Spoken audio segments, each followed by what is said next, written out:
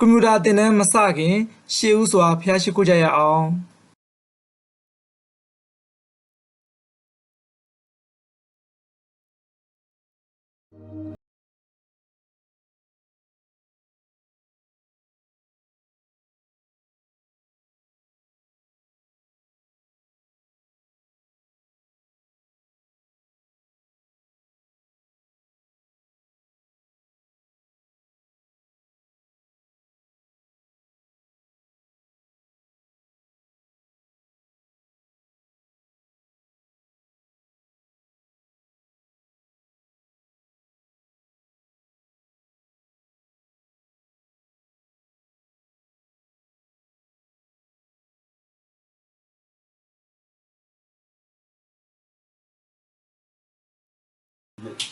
ဒီနေ့ exam သင်ခန်းစာတွေကိုစကြရအောင် exam ပိုင်းကိုအစဉ်ကအခြေခံပိုင်းကနေပြီးတော့စပြီးတော့အစစ်မြင့်ပိုင်းအထိအကုန်လုံးသင်ပြီးမှာပေါ့နော်အခုကတော့အခြေခံပိုင်းကိုအရင်နည်းနည်းလေးပြောပြမယ်အခြေခံပိုင်းပြီးလို့ရှိရင်အစစ်မြင့်ပိုင်းပေါ့နော် basis concept album ပိုင်းကိုတွဲသွားမှာပါ exam software ကတော့တော်တော်များများကွန်ပျူတာတိုင်းမှာရှိပြီးသားပါနော်ကွန်ပျူတာတွေစပြီး Windows တင်ဆိုတဲ့ကဒီ standard software ဖြစ်တဲ့ Microsoft ကိုတင်ကြတာများတယ်ပေါ့နော်ဒါဟို Microsoft ဘာရှင်းတာမတူမှာပေါ့2010ရှိမယ်2013ရှိမယ်2016ဒီလိုအမျိုးမျိုးရှိကြပါဘောเนาะဘာ exam ဘယ် exam ပဲဖြစ်ဖြစ် exam ဖန်ရှင်းရပါပြီเนาะ exam software ရှင်းရပြီပေါ့เนาะကဲစကြရအောင် exam software တချို့ကဒီပေါ်မှာတင်ပြီးသားလေးရှိတယ်အဲ့မှာရှိပြီးသားဆိုတော့ double click နှိပ်တော့ that ဆိုနှစ်ချက်နှိပ်ရမှာเนาะနှစ်ချက်နှိပ်လိုက်လို့ရှိရင် time တော့ပွင့်တယ်အဲ့လိုဒီပေါ်မှာတချို့ကရှိတယ်ပေါ့เนาะမရှိတဲ့လူကဒီအောက်က search bar လို့ခေါ်တယ်ဟောဒီဘာလေးပေါ့เนาะအဲ့ဒီဘာမှာကာစာရေးတစ်ချက်ချပါကာစာချတော့ exam လို့စာလိုက်ရမယ်เนาะEACEL exam လို့ရိုက်လိုက်လို့ရှိရင်ပေါ်နေပြီเนาะအပေါ်မှာ exam 2013เนาะဒါလေးကိုတစ်ချက်လိုက်ပါဘယ်ဘာရှင်းဖြစ်ရတယ်เนาะခုလိုမျိုးလေးပေါ်လာပါလိမ့်မယ်တချို့ကတကယ်လို့ကျင်းချင်းလေးဖြစ်နေတတ်တယ်ဒီဘယ်လိုလေးဖြစ်ရမလဲဘယ်လိုလေးဖြစ်နေလဲဆိုရင်ဒီလိုပုံစံမျိုးလေးဖြစ်မှာပေါ့နော်ဒီလိုပုံစံမျိုးလေးဖြစ်နေလို့ရှိရင်ဒီအပေါ်ဆုံးလေးမှာရှိတယ်နော်ဒီအပေါ်ဆုံးလေးမှာကြက်ချေကကလေးရှိကြက်ချေကကခလဲကမှာအလဲလေးရှိအလဲမှာပေါ့နော်ဒီလိုmaximize ဆိုရှိမှာပေါ့နော်အဲ့ဒီ maximize ကလေးကိုတစ်ချက်ကလေးလိုက်ပြီးတော့အခုလိုချက်လိုက်ပါနော်ဒီလိုမျိုးဖြစ်အောင်မယ်ဒီ exam ဒီဟာလေးကိုအရင်စောက်တော့ဖွင့်လိုက်မယ်နော်ဒီတိုင်းလေးပေါ်လာမယ်အရင်ဆုံးဥစဉ်လို့ introduction လို့ခေါ်လဲသူ့ရဲ့အခေါ်တွေကိုစပြီးလေ့လာကြရအောင်เนาะအခေါ်တွေသိမှာဘာဥစဉ်ကပါဇက်ကပြောလိုက်တာနဲ့အများပဲဒီကကိုကဘယ်ဟာကြည့်ရမလဲဆိုတန်းသိမှာပေါ့เนาะကဲဒီမှာကြည့်ရအောင်เนาะဒီ exam မှာဒီမှာ file whole insert page layout formula data review view ဒါတွေရှိတယ်ပေါ့เนาะဒီဟာတွေကိုတော့ဥစဉ်လို့ဒါကို rebonded လို့ခေါ်မယ်เนาะဒီအပေါ်ဆုံးတန်းလေးကို rebondedမှတ်ထားမယ်နော်ဒါလေးကို rebonded လို့ခေါ်မယ်အပေါ်က question 2ဘာလို့ဥစဉ်မပြောသေးဘူးเนาะအရေးကြီးတာလေးပဲပြောမယ်ဒီအပေါ်ဆုံးဘာလေးဒီ rebonded เนาะ rebonded ကအောက်မှာအုပ်စုလိုက်ကလေးရှိမယ် copy လို့ cut တို့ copy လို့เนาะ format painter လို့ဒါလေးအားလုံးရှိမှာเนาะဒါလေးတွေကို command လို့ခေါ်မယ်เนาะဒီအောက်ကလေး command เนาะ command လေးတွေမှာတော့ group လေးနဲ့တော့ထပ်ခွဲပေးထားတယ်မှာဒါဆို clipboard group ပေါ့เนาะဒါဆို font group เนาะဒါဆို alignment group number group ဒီလိုမျိုး group လေးနဲ့ခွဲပေးထားတယ်ပေါ့เนาะဒီအပေါ်ဟာလေးနဲ့ပတ်သက်ပြီးတော့ဒီမှာနောက်တစ်ခါထပ်ပြီးရှင်းပြမယ်เนาะဒီအပေါ်ဆုံးမှာကြည့်เนาะဒီပုံစံတိုက်တဲ့ဘာမှာဒီမှာဆိုရင်question mark လေးရှိမယ်ဒီ question mark လေးကတော့ Microsoft Excel help လို့ခေါ်တယ်ပေါ့နော်ဒါအကူအညီလို့ဒါအောင်နှိပ်ရမှာပေါ့နော်ဒီမှာဒီဘက်ကဟာလေးဒီမှာဒီ icon လေးရှိမှာပေါ့နော်ဒီမှာဆို ribbon display option လို့ပြရတယ်เนาะဒီ ribbon display option လေးကို check လိုက်လိုက်မယ်เนาะclick လိုက်မယ် click လိုက်တဲ့အခါမှာခုလိုမျိုး3ခုထွက်လာတယ်ပေါ့နော် command 3ခုထွက်လာပါတယ်အပေါ်ဆုံးကပါလေတဲ့ auto hide ribbon လေနော် ribbon တွေအားလုံးကိုအကုန်လုံး hide ထားမယ်နော်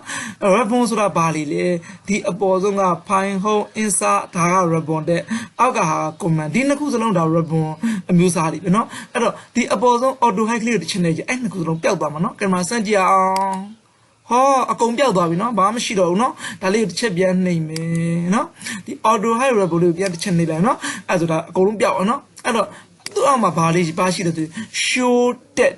text ဆိုတာကဖိုင်လို့ဘာလို့အဲ့ဒီအုပ်စုလေး ribbon text ကိုပြောတာအဲ့ကောင်လေးပြန်ဖော်ကြည့်ဒီမှာ show text လေးကိုတစ်ချက်နှိမ့်လိုက်ပါတဲ့ အပေါ်မှာပေါ်လာပြီနော် file home insert ပေးလေးအောင်ဆိုဒီ show တက် click ပြန်ပေါ်တယ်နော်ဒါလေးတစ်ချက် click လို့ click မယ် click အောက်ကတော့အောက်မှာတော့ show တက် and command လေသူက command တွေပဲတွဲဖော်ခြင်းလို့ရှိရင်အောက်ကလေးတစ်ချက်ပြန်နေလိုက်ပါအကုန်ပြန်ပေါ်လာမယ်နော်ပြန်ဖြောက်ကြည့်မယ်အပေါ်ဟာအကုန်ဖြောက်နော်အကုန်ဖြောက်အပေါ်ဟာလေးတစ်ခုလေးပြန်ဖော်နှစ်ခုပြန်ဖော်ဒီလိုလေးလုပ်လို့ရတယ်ပေါ့နော်ဒါအခြေခံသင်ခန်းစာပေါ့ဒါသင်ဒီခုလောလောဆယ်သင်တာ chapter 1ပေါ့နော် chapter 1မှာသင်တာမှာကဲဒါဆိုတာလေးသဘောပေါက်သွားပါပြီနောက်တစ်ခါထပ်ပြီးပြောပြပါအောင်နော်ဒီမှာ exam မှာဒီမှာ A B C ဆိုတဲ့အကွက်ကလေးတွေရှိတယ်ပေါ့နော်ဒီ A ဒီလိုအထောင်လိုက်ကလေးပေါ့နော်အဲ့ဒီအထောင်လိုက်ကလေးဦးဇင်းတို့က column လို့ခေါ်မယ်နော်ဒါဆိုရင် A column လို့ပြောတာဒီအောက်အထိအဆုံးထိပါတယ်ဒီ A အကွက်တစ်ခုလုံးကုန်ပါတယ်နော် B column လို့ပြောနေဒါတွေအကုန်လုံးပါပြီးသားနော် C column ဆိုဒါတွေအကုန်လုံးပါပြီးသားအဲ့တော့အပေါ်အောက်အထောင်လေးဆိုရင် column လို့ခေါ်ပါမယ်နော်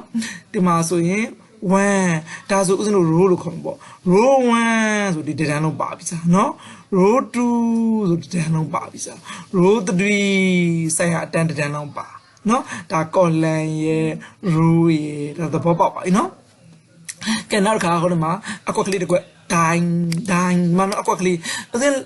ဒီလိုတော့ကလစ်လိုက်တဲ့အကွက်ကလေးဒီမဲလေးနဲ့ကိုလိုမဲမို့စိမ့်လေးပေါ့နော်စိမ့်လေးနဲ့လို့4000လေးပေါ်မယ်4000အောက်မှာအဆက်ကလေးတစ်စက်ပေါ့နော်ဟန်ဒယ်ဆက်ကလေးတစ်စက်ပေါ့ဒါလေးကိုဦးဇင်းက active cell လို့ခေါ်တယ် active cell ဆိုတာဒီအကွက်တွေအားလုံးဒီအကွက်ကလေးတွေဘယ်အကွက်မဆိုဒီထက်ဟာဒီအားလုံးကဆဲခွက်တွေပဲနော်ဆဲခွက်တွေတဲကမှဦးဇင်းကိုလိုကလစ်လိုက်တဲ့အခါမှာအစိမ်းအောင်လေးနဲ့ဝိုင်းပေးထားတဲ့အကွက်ကလေးကို active cell လို့ခေါ်တယ်နော်ဒါလေးစားဆဲခွက်တွေခုလိုမျိုးဝိုင်းကြတာလေး active cell ဆိုတာဘာပြောတာလဲအလုပ်လုပ်လို့ရတဲ့ cell ပေါ့နော်သူက active ဖြစ်နေတယ်လို့သူကဆိုလိုလားနော်ဒါဆိုရင် active cell လေးကိုလည်းသဘောပေါက်သွားတော့ပါပြီနော်ဒီမှာ active cell နေအဲ့ဒီ cell လေးတွေအမီပေါ့နော်ကဲဒီမှာကြည့်အောင်ဒီဟာလေးဦးစင်တစ်ချက်ကလစ်လိုက်မယ်ဒီကလစ်လိုက်လို့ရှင်ဒီကောင်လေးက column အားဖြင့်ဆို D နော် row အားဖြင့်ဆို 4ဒါဆိုရင်ဘာလို့ခေါ်မလဲ D4 ဟုတ်တယ်ဟုတ်နော်နောက်တစ်ခုသွားမယ်ဒါဆို B ဒီ row အားဖြင့်ဆို 3 B3 ဟုတ်တယ်ဟုတ်နော်နောက်တစ်ခုသွားမယ်ဒါကလစ်လိုက်မယ်column အားဖြင့်ဆို D row အားဖြင့်ဆို1ဒီကွက်က D1သူတို့ရဲ့အမိကလေးတွေကိုဒီဟောဒီကွက်ကလေးတွေမှာတော့ရေးပြထားနော်ဒီမှာဆိုလို့ရှိရင် name box တယ်မှာဥစဉ်တော့တစ်ချက်လိုက်မယ်နော်ဒါက B1 ဟောဘာမှလဲ B1 လို့ရေးပြထားတယ်နော်ဒီမှာတစ်ချက်ကြည့်လိုက်အောင်မယ် B4 ဟောဒီမှာလဲ B4 လို့ရေးလိုက်နော်ဒါကသူ့ရဲ့ cell လေးအမိပါနော်ကဲနောက်တစ်ခါဦးစင်ဆက်လက်လုံးနည်းလေးတွေရှင်းပြပါမယ်နော်ဆက်လက်လုံးတာဥပမာဆိုကြပါစို့ကွာဒီ A1 နဲ့ B1 နှစ်ကွက်စလုံးကိုဆက်လက်လုံးချင်း A1 ကိုဖြည့်လို့ဒီလို B1 ကိုဒီလိုဆွဲလိုက်နှစ်ကွက်စလုံးဆက်လက်ဖြစ်သွားတယ်နော်ကဲခုတစ်ခါပြောမယ်ကွာဒီ A3 ကနေလဲပြီးတော့ D3 ဒီဆက်လက်လုံးချင်းတယ်ဒီလိုလေးမောက်ကလေးနဲ့ဖြည့်ဆွဲလိုက်ဒါဆိုဆက်လက်ဖြစ်သွားပြီနော်ဆိုရပါတော့ခုတစ်ခါပါတော့ဒီက A4 ရဲ့ A5 ရဲ့ V4 ရဲ့ B5 ရဲ့ဟောဒီ၄ခွက်ကိုဆက်လက်လုပ်ချင်ဒီလိုမျိုးမောက်ကလေးနဲ့ဖြည့်လိုက်၄ခွက်စလုံးဆက်လက်ဖြစ်သွားတယ်ဒါဒီဦးစလုံးဒီလိုမျိုးလေးလွယ်လွယ်ကူကူဆက်လက်လုပ်လို့ရတယ်ပေါ့နော်ဒါလွယ်လွယ်ကူကူဆက်လက်လုပ်နေပါနောက်တစ်ခါဦးစလုံးဆက်လက် all ဒီအားလုံးကိုဆက်လက် all လုပ်ချင်လို့ရှိရင် keyboard ကနေလဲပြီးတော့ control key နဲ့ A key ကိုတွက်နေလိုက်မယ်နော် control A အားလုံး select ဖြစ်သွားပြီနော် control နဲ့ A ကိုတွက်နေ select လွတ်တဲ့ညောင်တစ်ချက်ကလေးလိုက်အကုန်ပြသွားမယ်နော်နောက်တစ်ခါပြန်ပြောပြမယ်အားလုံးကို select ပေးခြင်း keyboard ကနေ control ရဲ့ A ရဲ့တွက်နေလိုက်ပါအားလုံး select ဖြစ်သွားတယ်လွတ်တဲ့မှာတစ်ချက်ပြန် click မယ်ပေါ့နော်ဒီနည်းနဲ့အားလုံးကို select ပေးလို့ရပါတယ်နောက်တစ်ခါ select လုပ်ပြပါအောင်မယ်ဟောဒီကွက်ကလေးမှာဒီ A ရဲ့1ရဲ့စုံတဲ့နေရာ down မှတ်ကလေးဒီ down လေးနော်အဲ့ down လေးတစ်ချက်လိုက်မယ်အားလုံး select ဖြစ်သွားတယ်เนาะဒါ control A နဲ့အတူတူပါပဲ select all ပေးရင်ဒီကနေပြီးလို့လဲရတယ်ကဲအတန်းလိုက် select ပေးမယ်ဆိုပါစို့ဒီ A column เนาะ A column တစ်ခုလုံး select ပေးမယ်ဆိုဒီအပေါ် A ဘော်လေးမှာတစ်ချက် dash ဆိုနေလိုက် A column တစ်ခုလုံး select အားလုံးဖြစ်သွားတယ်เนาะ C column တစ်ခုလုံး select ပေးမယ် dash C ဒီအားလုံး select ဖြစ်သွားတယ် E column တစ်ခုလုံး select ပေးမယ်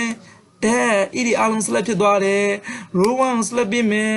row 2 ကို select ပေးမယ် row 3 ကို select ပေးမယ်ဒီလိုမျိုးလွယ်လွယ်ကူကူ select ပေးလို့ရပါတယ်အဲ့ဒါဆိုတော့ပေါက်သွားလောက်ပါပြီခုတစ်ခါဦးဇင်းတို့ဒီ အကွက်တွေကနေဟောဒီ found နဲ့ပတ်သက်တယ်ပေါ့နော်ဒီ found group command ကိုဦးဇင်းတို့စပြီးရှင်းပြပါမယ်နော် found ဆိုလို့ရှိရင်ဒီထက်မှာအကုန်ပါသွားမှာပေါ့နော်ဒီက found လဲဒီအကွက်ကလေးတစ်ခွက်ပေါ့နော်ဒီတစ်ခွက်စာဦးဇင်းအရင်စရှင်းပြပါမယ်ကဲကိုစာရဲမဲ့အကွက်ကလေးတစ်ခွက်ကိုအရင်ဒန်းဆိုတစ်ချက်နေလိုက်ဒါ active ဖြစ်သွားပြီပေါ့နော်ဒါ active ဖြစ်သွားပြီ active ဖြစ်သွားတဲ့အချိန်မှာကိုကစာလေးစာရိုက်လို့ရပြီပေါ့နော်အဲ့ဒါကဲကိုကဘာ found နဲ့ရိုက်မှာလဲကိုဒီမှာအပေါ်မှာဆိုရင်ကို celebrity ဆိုတော့အပေါ်မှာပေါ့နော်ဒါကဒီတိုင်းထားမှာလားဦးဇင်းတို့ဘယ် found အသုံးပြုမှာလဲမဟုတ်ဘူးဒီမှာ found ကိုပြောင်းညင်တယ်ပေါ့နော်ခုနောက်ပိုင်းဘာအသုံးများလဲပြည်တော်စု found အသုံးများလာပေါ့အဲ့တော့ပြည်တော်စု found နဲ့ရိုက်ရင် PYIP တို့ကပြည်တော်စုဆိုတာပေါ်လာနော်ပြည်တော်စုဆိုရင် access သုံးမှာဆိုတော့ပြည်တော်စုကိုရိုးပြည်တော်စုမသုံးပါနဲ့ပြည်တော်စု number ကိုသုံးပေါ့နော်ပြည်တော်စု number ကိုကျွန်တော်ယူလိုက်မယ်ဒါပြည်တော်စု found တော့မှာပြည်တော်စု number ကိုယူလိုက်တာပေါ့နော်ဒီအကွက်ကလေးကိုဒီလိုဆွဲချက်လိုက်ရအောင်နော်ချက်ရင်ဘယ်လိုချက်မလဲဟောဒီစုံမက်ကလေးပေါ့နော်အဲ့ဒီမှာဒီအကွက်ကလေး C နဲ့ D ကိုတည်းကဒီအကွက်ကလေး C ကွက်ကိုချက်ရင် C ကွက်ကအစုံပေါ်မြင်းလေးပေါ်မောက်ကလေးနဲ့ဖြူတော့ဒီလိုလေးဆွဲလိုက်ကျေသွားတယ်နော်အော်ဒီမှာအပေါ်လဲဒီလိုလဲဒီလိုဆွဲရရနော်ဒီလိုမျိုးလေးတွေဆွဲရရတယ်ဒါကိုချက်ချင်တာလေးခုလိုမျိုးချက်ရရတယ်ဗောနော်ဒါလေးဒီအကွက်ကလေးကိုမှချက်ဒီအပေါ်လေးကနေပေါ့ဒီလိုမြင်းလေးတွေဒီလိုဆွဲလိုက်ရှင် double arrow လို့ခေါ်တာဗောနော်ဟိုဘက်ကောင်းဒီဘက်ကောင်းခေါင်းလေးပေါ်လိုက်မှာခုလိုဆွဲချက်ရရနော်ဒီမှာကဲစာလေးစရိုက်လိုက်ပါမယ်ကဲဘာရမလဲအရှင် ASHI အရှင် KES နော် AR နော်ဒါအလားလောက်ဦးစင်းFacebook အကောင့်ပေါ့နော်ဦးစင်းက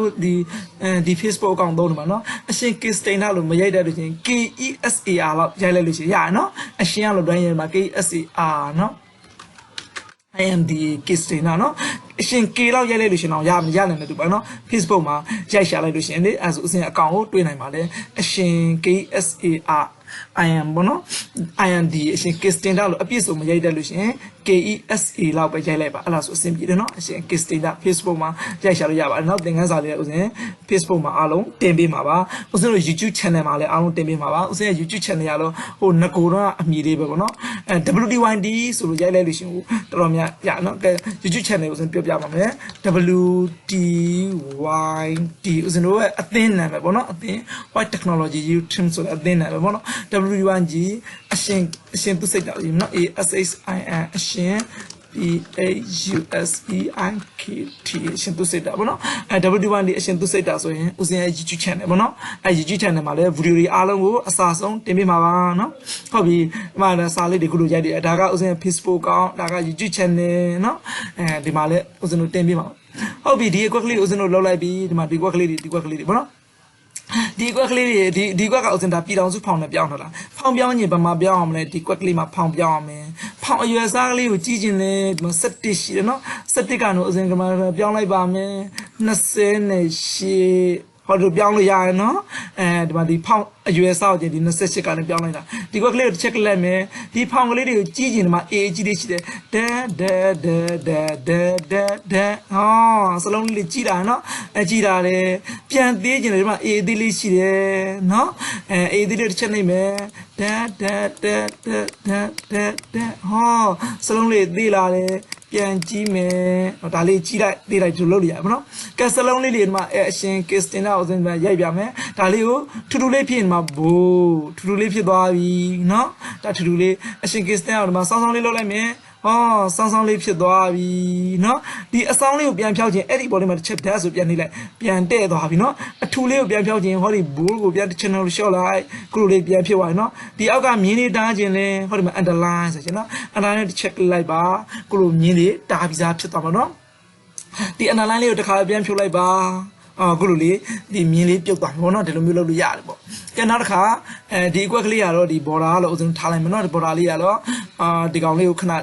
ချန်ခဲ့ပါမယ်နောက်ကျမှဆက်ရှင်းပြမယ်ပေါ့ဒါဘောင်ခတ်တာမလို့เนาะကဲဒီမှာဒီတစ်ခါဒီအကွက်ကလေးကိုအယောင်ချင်မယ်ဟောဦးဇင်းတို့ဒီမှာဒီအကွက်ကလေးဘောင်ချင်နေတယ်အဝါလေးချင်လိုက်မယ်အကွက်ကလေးကဝါလေးဖြစ်သွားပြီ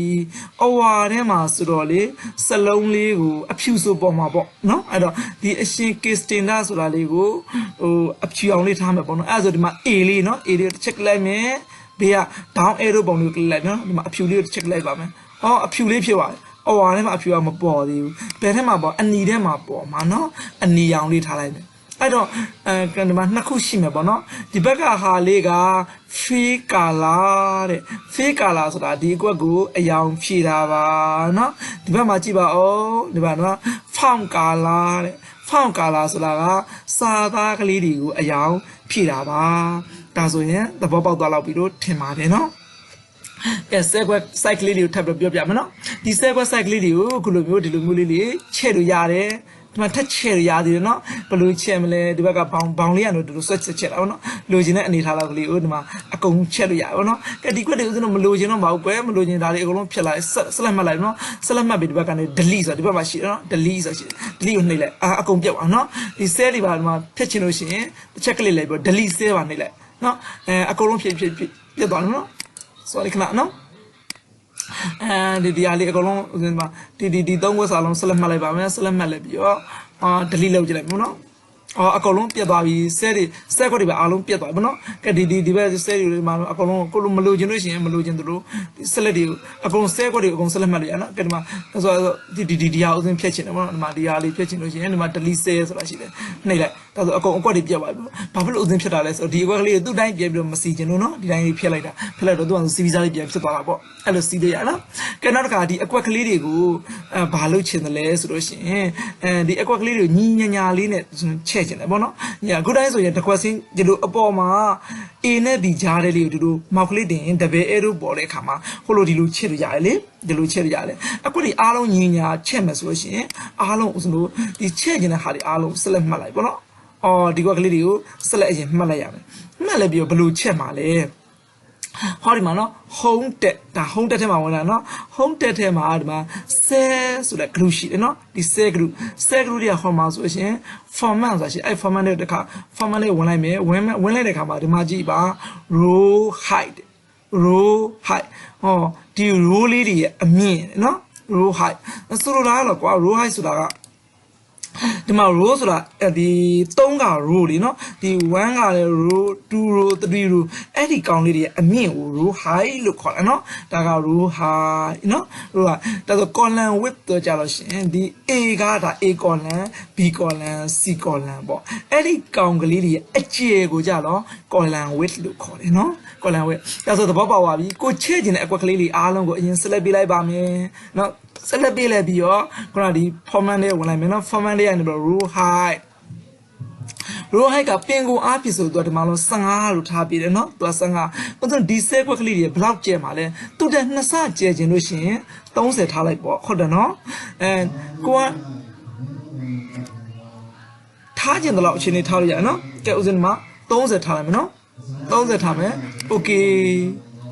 နည်းနည်းလေးပိုကျဲပါနော်အပေါ်အောက်ကျဲပါတယ်နောက်တစ်ခါဥစဉ်ထပ်ပြီးလုပ်ပြပါမယ်ဒီမှာနောက်တစ်ခုထပ်ပြီးလုပ်ပြနော်ကဲဒီမှာဒါလေးကိုလိုချင်တာလေးအားလုံးဆက်လက်မှတ်လိုက်မယ်ဆက်လက်မှတ်မယ်နော်ကဲဒီမှာဒီလောက်ကလေးပဲဆက်လက်မှတ်လိုက်မယ်ဆက်လက်မှတ်လဲပြီးတော့ call ခုနကဟာကဥစဉ် row height ကိုချဲတာပေါ့နော်နောက်တစ်ခါဆက်လုပ်ပြမှာ format set တွေဝင်လိုက်မယ် format set မှာ column width နော် column တစ်ခွက်တစ်ခွက်ကအကျယ်ပေါ့နော်ကဲ column width ကိုတစ်ချက်လိုက်ပါမယ် column ကွက်ကလေးတစ်ခွက်ကအချီအခုလို့တဲ့ 8.43 လို့ပြထားနော် 8.43 ကိုဥစဉ်2ဆလောက်ချဲ့ကျင်လာလားကိုချဲ့ကျင်အောင်ချရရတယ်နော်ကဲဥစဉ်16လို့ထားလိုက်မယ်နော်16ဆိုသူ့ရဲ့2ဆလောက်ဖြစ်သွားမှာပေါ့ okay ဒီမှာပိုးကြည့်ပါဒါဆိုရင်အကွက်ဒီအားလုံးကိုတညီတညာတဲ့ခုလိုမျိုးဆွဲပြီးတော့ချဲ့လို့ရပါတယ်နော်ကဲနောက်တစ်ခါဥစဉ်လို့ series ဆွဲနည်းကိုဥစဉ်စပြီးတော့ပြောပြပါမယ်နော်ကဲဒီ set ကမှာ1လို့ရေးလိုက်မယ်1ရေးပြီး enter ခလိုက်ပေါ့နော်ဒီမှာဒီကွက်ကလေးကပါလေ1တဲ့ဟုတ်နော်1ကိုရေးပြီးတဲ့အခါအခု2 3 4 5ဒီလိုမျိုးတွေဆွဲပြီးတော့ဖြည့်ချင်လို့ရှိရင်ကိုကလိုက်ပြီးတော့2တို့3တို့4တို့ဒီလိုမျိုးဖြည့်လို့မရဘူးဖြည့်နေစရာမလိုဘူးပေါ့နော်ဒီ1လို့ရေးပြီးသားကွက်ကလေးကိုဒီလိုတင်လိုက်တဲ့အခါမှာကိုဘောင်ပက်လေလေးပေါ်လာအဲ့မှာဆိုရင်ဒီမှာအဆက်ကလေးတစ်စက်ရှိတယ်အဲ့အဆက်ကလေးပေါ်ဒီခုချိန်မှာရိုးလေးဥစဉ်မောင်းနဲ့ဖိလိုက်မယ်နော်ဒီအဆက်ကလေးစုံမအဆက်ကလေးပေါ်မောက်ကလေးနဲ့ဖိလိုက်မယ်နော်ဖိပြီးဒီအောက်ဘက်ကိုဒီလိုလေးဆွဲကြည့်လိုက်ဘာလေးလဲတစ်တေးကြီးထွက်တယ်နော်ဒါတစ်တေးကြီးထွက်တယ် control z ဒါနဲ့ကို control z ဆိုတာဥစဉ်လို့ဘွားခတ်တာလို့ခေါ်လဲနော်တနည်းအားဖြင့်နောက်ကိုပြန်ဆုတ်တာပေါ့နော်အဲ့တော့အဲ့တိုင်းဥစဉ်ကပေါ်ကျင်လာမဟုတ်ဘူးတစ်ကနေလဲပြီးတော့2 3 4 5 6 9 8ဒီလိုမျိုးတွေပေါ်ကျင်လာဆိုတော့ရပါတယ်ဘယ်လိုပေါ်မလဲဆိုရင်အဲ့ပေါ်ခုလိုမျိုးသွားတင်လိုက်တဲ့ခါမှာအပေါင်းလက္ခဏာလေးပေါ်လာတယ်အပေါင်းလက္ခဏာလေးပေါ်တဲ့ခါမှာ keyboard ကနေပြီးတော့ control key ကိုလက်နဲ့ဖိထားပါမယ် control ဖိလိုက်မယ်နော်ဖိလိုက်အပေါင်းလေးနှစ်ထပ်ပေါ်ပါတယ်နှစ်ထပ်ပေါ်တဲ့အခါမှာအောက်ဘက်ကလေးကိုဒီလိုဆွဲချလိုက်ပါမယ်1 2 3 4ဆိုပြီးဒီမှာအစင်လိုက်လေးပေါ်သွားတယ်နော်အစင်လိုက်ဒါ CD ဆွဲတယ်လို့ခေါ်တယ်နော်အဲ့ဆိုတော့နောက်တစ်ခါထပ်ပြီး CD ဆွဲပြပါမယ်နောက်တစ်မျိုးပေါ်မှာရက်ကလေးရတော့ရေးမှာနော် MONDAY Monday ပေါ့နော် Monday ဆိုတာဘာလဲကလေးလေးတနင်္လာနေ့နော်တနင်္လာနေ့လို့ဆွဲပါမယ်တနင်္လာအင်္ဂါဗုဒ္ဓဖူးဒီလိုမျိုးအစင်တိုင်းဆွဲချင်တာနော်စင်းဆွဲချင်ဒီလိုမောက်ကလေးနဲ့ဒီလိုဒေါင်လေးကိုတစ်ချက်ကလေးမောက်ကလေးဖိထားမယ်မောက်ကလေးဖိပြီးတော့သူကြတော့ control ဖိစရာမလိုတော့ဒီတိုင်းအလွတ်ဆွဲရတာနော်မောက်လေးဖိလိုက်ပြီးအောက်ဘက်ကလေးကိုဆွဲလိုက်ပါမယ်ဟောတနင်္လာအင်္ဂါဗုဒ္ဓဖူးကြာသပတေးဒီလိုမျိုးလေးတွေပေါ်လာတယ်နော်ဒါက CD ဆွဲတယ်လို့ခေါ်ပါတယ်နော်ကဲနောက်ကဦးဇင်းတို့စဲခွက်ကလေးတွေတစ်ခွက်နဲ့တစ်ခွက်ဦးဇင်းတို့အပေါင်းနှုတ်ကလေးတွေလောက်ပြမယ်ပေါ့နော်ကလေးဟာလေးဦးဇင်းမလိုတော့ပါဘူးကွယ်မလိုတဲ့အခါမှာ keyboard ကနေ delete နဲ့ဖြတ်လိုက်ပါမယ်နော်ကဲဒီမှာစာလေးတွေစာရိုက်မယ်နော်ကဲဒါတွေအားလုံးကိုဦးဇင်းတို့ဖောင်းလေးအကုန်လုံးကိုပြောင်းနေတာဖြစ်တဲ့အတွက်ဒီအားလုံး select all သွင်းလိုက်မယ် select all ကိုနှိပ်မယ် select all ပေးမယ်ဆိုရင်တစ်ကဲ A စုံတဲ့ညဒီတောင်လေးတွေတစ်ချက်ဓာတ်ဆိုနေလိုက်မယ်နော်အားလုံး select ဝင်သွားပါပြီ select ဝင်သွားတဲ့အခါမှာဟောဒီအပေါ်မှာဦးဇင်းတို့ပြည်ထောင်စုဖောင်းထားလိုက်ပါမယ် PYIPAUNG ပေါ့နော် PYIPAUNG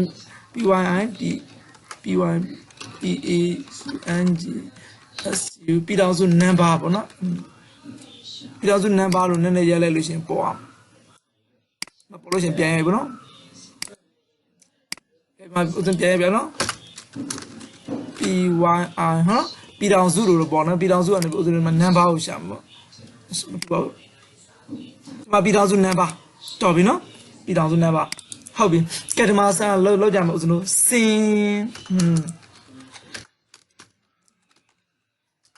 ်လို့ရိုက်လိုက်မယ်နော်စင်တက်တစ်ချက်ခုံလိုက်မယ် keyboard နဲ့တက်ကိုနေတာနော် TAB တက်ကိုနေကြနောက်တစ်ခွက်ပြောင်းပါနော်ကတော့ကအဖေဤဝင်ငွေအဖေဤဝင်ငွေပေါ့နော်အဖေဤဝင်ငွေ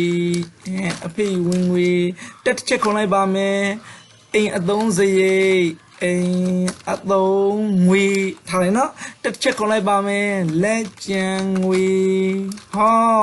ရပြီနော်ကဲဒီမှာဦးစင်းတစ်ကလေးရိုက်လိုက်ပါမယ်ဒီနော်ကဲဒီတစ်ကလေးရလို့ဦးစင်း CD ဆွဲလိုက်ပေါ့နော်၅ခွက်လောက်လိုချင်တော့ဒီဘောလေးကို mouse လေးတင်မယ် keyboard control ဖိမယ်အောက်ဘက်ကိုဆွဲလိုက်ပါမယ်၅ခွက်လောက်ပေါ့နော်ဒါဆိုအချင်းစရာလေးက1 2 3 4 5ရပါပြီကဲဒီခွက်ကလေးကျဲနေသေးလေကဲဒီလိုလေးနည်းနည်းဆွဲချင်လိုက်မယ်ပေါ့နော်ကဲအဖေဝင်ငွေတွေလုံးမယ်အဖေကပထမနေ့ဘယ်လောက်ရမလဲ4000နဲ့4500ရမယ်4 5 3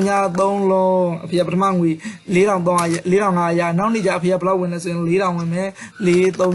3လုံးဒါဟုတ်တာမဟုတ်တာဘေးချိတ်ပေါ့နော်ကိုမကိုရှောက်ရိုက်ချင်တာရိုက်နေတာနော်4 3 4လုံးပေါ့နော်3 4လုံးနောက်ကဘာဘလောက်ထက်ဝင်မယ်5 3 4လုံး5 3 1လုံး2လုံး3လုံး4လုံးဟုတ်ပြီနောက်တစ်ရက်ဘာလောက်ထက်မယ်3 5 3 3 3 5 3 5 3 3 3 3ဝင်မယ်နော်တော်ပြီကော5ခွင့်မလုပ်နိုင်နဲ့4ခွင့်လောက်ဆိုရပါတယ်ဒါလေးကိုဖြတ်လိုက်မယ်နော်ဒီဘောကဖြတ်လိုက်ကဲဒါအဖေရဲ့ဝင်ငွေတွေအိမ်သုံးစိတ်ကပထမနေ့ဘယ်လောက်ရှိမလဲ3000ရှိမယ်တဲ့အိမ်သုံးစိတ်ကနော်3000ပေါ့နော်3 3 4လုံး3000ရှိမယ်နောက်တစ်ရက်ကဘယ်လောက်လဲ2000ကိုရေးချင်တာရေးတာပါနော်ဒါကတော့သဘောတရားလေးတွေသိအောင်နော်နောက်တစ်ရက်ကဘယ်လောက်လဲ3000လဲ3 3 4လုံးနော်နောက်တစ်ရက်ကဘယ်လောက်ကြာမလဲ2533 2533လုံးပေါ့25 3 လုံး2လုံး3လုံး3 3လုံးဒါတနေ့တနေ့ကုန်ကြစေလက်ကြံငွေကိုသိကျင်ဘာလုပ်မလဲအဖေရဲ့ဝင်ငွေတွေကနေအိမ်သုံးငွေကိုနှုတ်လိုက်လို့ရှင်လက်ကြံငွေထွက်မှာပေါ့နော်အဲ့ဒါကိုဦးဇင်းတို့ဒါကsubtraction လို့ခေါ်တယ်မနော် subtraction လို့ခေါ်တယ်မနော်ဒါကနှုတ်တာပေါ့အဲ့တော့ subtraction နော် subtraction ဆိုတာဒီနှုတ်တာပါကဲဦးဇင်းတို့ဒီပထမဆုံးအနှုတ်ကြောင်ရှင်းပြမယ်အဲ့တော့ဒီအဖေရဲ့ငွေတွေကအိမ်သုံးစိတ်ကိုနှုတ်ချင်တယ်ဆို formula ရေးရပါတယ်နော်formula ရေးမယ်ဆိုညီမြချင်းစာရေးလိုက်မယ်နော်ညီမြချင်းလေးစာရေးလိုက်ပြီးဒီအဖေရဲ့ဝင်ငွေတစ်ချက်ကလေးလိုက်မယ် B2 တဲ့နောက်ပြီးတော့အနှုတ်လက္ခဏာလေးကိုတစ်ချက်နေလိုက်ပါမယ်နောက်တစ်ခါအိမ်သုံးငွေကိုတစ်ချက်နေလိုက်မယ် C2 เนาะ enter ခေါ်လိုက်ပါမယ်ဟ ပထမနေရ1500ကြာမယ်ဒါလေးကိုမောက်ကလေးနဲ့ CD လေးဒီအောက်ဖက်ကလေးကိုဒီဆက်ပြီးတော့ C ဆွဲပါမယ်နော် control လေးကိုဖိလိုက်ပြီးအောက်ဖက်ကလေးကိုဆက်ပြီးတော့ CD ဆွဲသွားလိုက်ပါမယ်ဒါဆိုရင်သူကငွေတွေကဒီမှာထွက်လာမှာပေါ့နော်ဒီမှာဒီနေ့ကိုဒါဆိုဒီမှာအနှုတ်တွေတောင်ထွက်တယ်နော်အနှုတ်မထွက်ချင်လို့ရှိရင်ဒါကိုနည်းနည်းပြောင်းလိုက်ပေါ့နော်1000ခွဲကနေ3000ခွဲ3လို့ပြောင်းလိုက်နော်ဒါအဲ့ဆိုရင်အနှုတ်မထွက်တော့ဒီလိုမျိုးလေးတွေထွက်လာမယ်အဖြေလေးပေါ့နော်ကဲခုလိုမျိုးလေးတွေနှုတ်လို့ရပါတယ်နောက်တစ်ခုပြောမယ်ဒီ file လေးကိုစေချဆိုဘယ်လိုစေမလဲเนาะ file စေမယ်ဆိုလို့ရှိရင်ဒီ file လေးကိုသိမ်းပါပေါ့ကိုတည်းတစ်ခုလောက်တိုင်း file ကိုသိမ်းရတယ်လေfile သိမ်းမယ်ဆို file လေးကိုဝင်လိုက်ပါဝင်လိုက်ပါအရင်ဆုံး cs เนาะစေရထဲဝင်လိုက်မယ်စေရထဲမှာကိုကဒီ file ကိုဗမာစေချင်တာလဲကွန်ပျူတာထဲမှာစေချင်တာလားဗမာစေချင်ဥစဉ်တော့ကွန်ပျူတာထဲမှာစေမှာဖြစ်တဲ့အတွက်ဒီကွန်ပျူတာကို check လိုက်ပါမယ်ကွန်ပျူတာထဲမှာဘယ်ထဲကိုသွားစေမှာလဲဒီထဲကိုစေမှာလား document တွေကိုစေမှာလား desktop မှာစေမှာလား browse ထဲမှာစေမှာလားကဲဥစဉ်ကဒီထဲမှာစေမှာပဲဒီကို check လိုက်ပါအောင်နော်ကဲဒီမှာဒီထဲမှာစေမယ်လောလောဆယ် तू က file ဒီတိုင်းလေး file name လေးဒီတိုင်းပေးထားတယ်เนาะအဲ့မှာဦးဇင်းတို့ဒီတိုင်းတန်းလဲပြီးတော့ဒီမှာ boot 1ဆိုပြီးစိတ်ရရအောင်ဒါဦးဇင်းတို့ကကျန်တဲ့ဟာအမိပေးလို့ရတယ်ပေါ့နော်ကဲဦးဇင်းတို့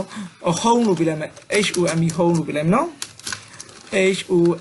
home လို့ပြလိုက်မယ်ရရနော် home ဆိုတော့စိတ်လိုက်ပါမယ်စေပြီးသွားပြီကဲဒါကြီးကိုပိတ်လိုက်ပါမယ်ပိတ်ပြီနော်ဦးဇင်းတို့ကတော့ဘယ်ထဲမှာစေလိုက်လဲဒီထဲမှာစေထားတယ်ဒီထဲဝင်လိုက်ပြန်လို့ဝင်လိုက်မယ်နော်ဒီထဲပြန်လို့ဥစဉ်စေထားတဲ့ file ဒီမှာတွေ့ပါပြီ home နဲ့နော် home တပည့်ကလေးနှိပ်ပြီးဖွင့်လိုက်ပါမယ်ဒီမှာပြန်ပွင့်သွားပြီနော်ဒီမှာ file ဒီမှာပြန်ပွင့်သွားပါပြီနော်ကဲဒီ file ကိုဒီတိုင်းဆိုပြန်ပွင့်ဒီမှာပြန်ပိတ်လိုက်မယ်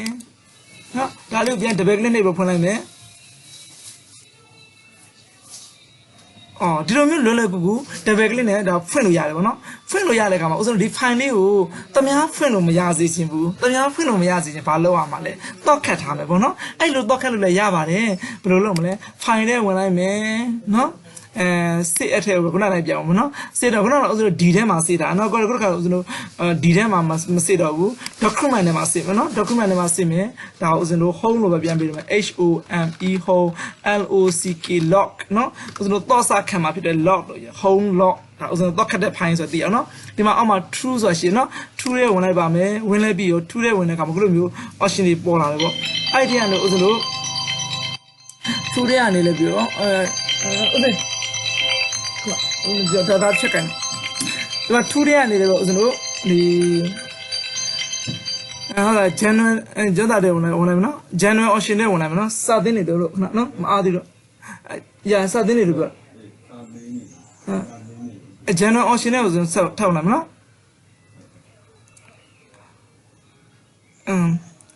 ဘယ်ပြန်ဟုတ်နော် general option နဲ့ဝင်လိုက်မယ်နော် general option နဲ့ဥစဉ်ထပ်လို့ဝင်လိုက်ပါမယ် general option နဲ့ဝင်တဲ့အခါမှာခုလိုမျိုးပေါ်လာတယ်password to open နော် password to modify နော်password ဒီ open ဒီ file ကိုဖွင့်ဖို့အတွက် password တောင်းလိုက်ပါနော်ဥစဉ်က password ကလွယ်လွယ်ကူကူပေးရပါမယ်1 2 3 4 5လို့ပြလိုက်ဒါတော့လွယ်လွယ်ကူကူပဲကဲအောက်ကတစ်ခုလည်းထပ်ပေးမယ်အဲ့အပေါ်တိုင်းပြရမှာ1 2 3 4 5အပေါ်က open ဖွင့်ဖို့အတွက်အောက်က modify လုပ်ဖို့အတွက်ပြုပြင်ဖို့အတွက် password နော်အပေါ်1 2 3 4 5ဆိုအောက်ကမတူတာလေးပြရမယ်နော်1 2 3 4 5 6အပေါ်1 2 3 4 5အောက်က3 2 3 4 5 6နော် okay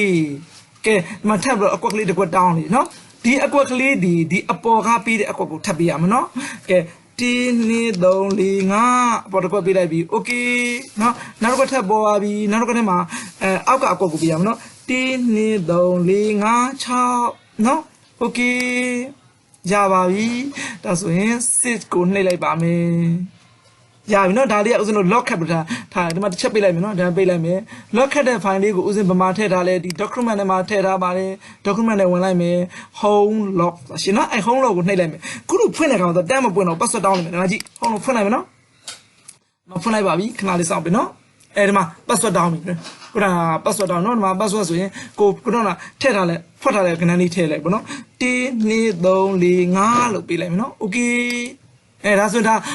ဒီဟာနောက်တစ်ခုထပ်ပြီးတော့တောင်းတယ်ဒီမှာ read only ဆိုလို့ရှိရင်1 2 3 4 5ဆိုဖတ်လို့ရတယ်ပြင်လို့မရဘူးเนาะပြင်လဲပြင်ရင်လို့ရှိရင်နောက် password တစ်ခုထပ်ပေးရမယ်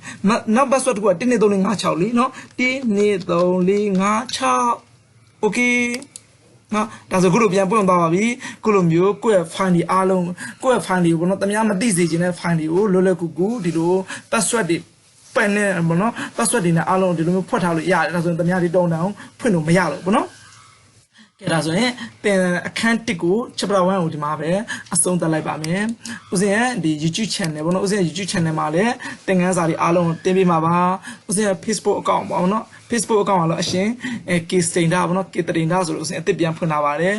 ဦးဇင်းအရင် page တွေရှိပါလဲအရှင်သူစိတ်တာဆိုတဲ့ page တွေဦးဇင်းထောင်းထားလိုက်ရှိပါအဲ့ဒီမှာလည်းသင်ခန်းစာတွေအားလုံးတင်ပေးပါမယ်နောက်တစ်ခါဦးဇင်း Telegram ပေါ့နော် Telegram လည်းဦးဇင်းတင်ထားပါတယ် Telegram မှာလည်း